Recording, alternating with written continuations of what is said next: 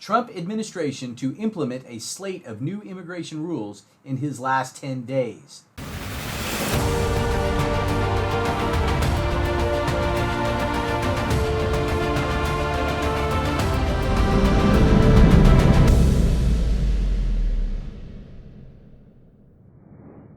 Welcome to Voice of Immigration. I'm your host, immigration attorney John Veely, and CEO of OnlineVisas, the intelligent immigration platform. We discussed and guessed on how the Trump administration might stick it to immigrants in their way out of the White House.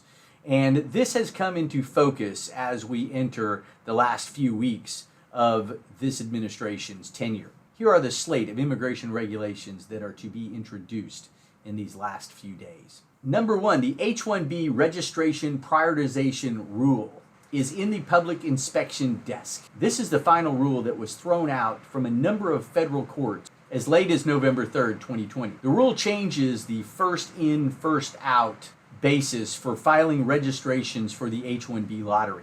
And it replaces it with the higher the job salary and the higher the skill, the more priority they have in that lottery.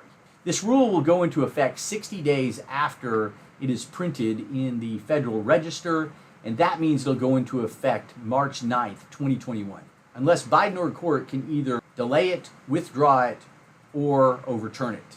Withdrawal may not be so easy, as this is a final rule, not an interim final rule that was tossed out of court. Final rules would require the drafting of new regulations, and those would also have to go through the notice and comment period. Number two, the DOL Prevailing Wage Rule was sent to the Office of Information and Regulatory Affairs, OIRA, on Friday. The agency expects that the rule will be passed sometime between January 11th and 15th. The Labor Department is implementing a 2-year phase-in rule for these new prevailing wages. We've been told that the actual wages will not go into effect until July of 2021. The 4 prevailing wage levels are Level 1, 35th percentile, Level 2, 53rd percentile, Level 3, 72nd percentile, and Level 4, 90th percentile. This is a reduction from the interim final rule, which laid these out.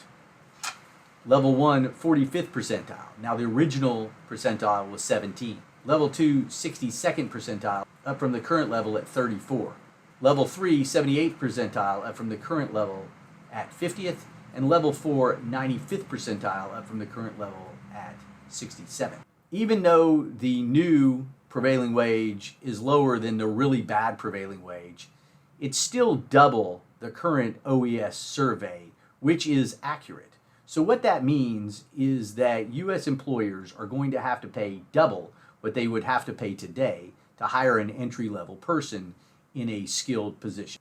With the high-tech industry that takes almost 70% of the H-1Bs at a 3% unemployment rate, this is not going to save any American jobs. It just means that American companies are going to have to pay too much for what they should be paying a worker in this situation. This will result in jobs leaving America, and not just the jobs of the H-1B workers, but those that oversee the H-1B workers, such as their managers and executives.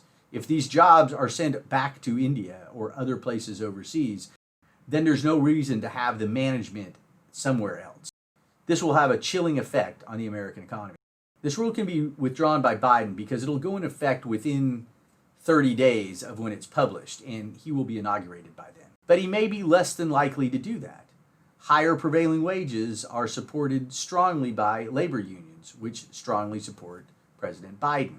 However, tech and higher education will be strongly against it. It will be interesting to see what he does. He may just delay it for some time, let it go in effect later, or adjust the salaries down. Any of those things are possible. Number 3, DHS has not yet filed its strengthening of the H-1B visa final rule. But we are told that that can happen anytime up until the week of the 18th. So maybe within 1 or 2 days of the inauguration. This is probably the worst immigration law that the Trump administration is trying to pass, and one that is very unlikely that the Biden administration will have any appetite for.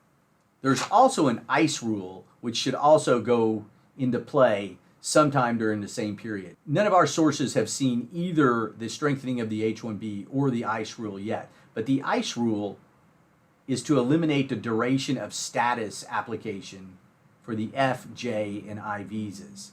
Again, I don't think the Biden administration will see any benefit in this whatsoever, and the fact that it's going to be filed within 30 days and has to wait for 30 days to go into effect will probably result in its demise.